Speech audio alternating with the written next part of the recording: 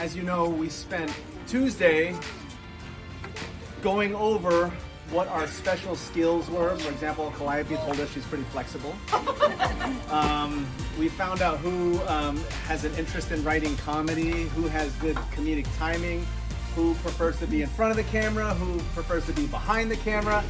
And then we spent the second half of the day writing a screenplay, which I had thought was going to be 3 or 4 pages, and it came in at 16 and a half pages.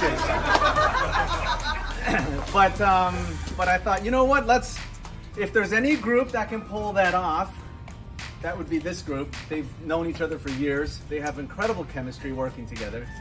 And so we went for it. And then so on Wednesday, we just had a big powwow for the whole day. All right, you bring this, you bring that. I've got this prop, I can dress up the Hello Kitty stuff, I've got this. And we just made a mile-long list of what everyone was supposed to bring. We shot listed and planned the production. We figured out what locations we had at our disposal, which ones we could use, incorporated that into the story. And then on Thursday was the big day. Everything you saw in that film was shot in one day. One day. So in Hollywood, they usually have a huge production budget and they shoot 5 pages. We did 16 and a half pages in less than 8 hours. So they were truly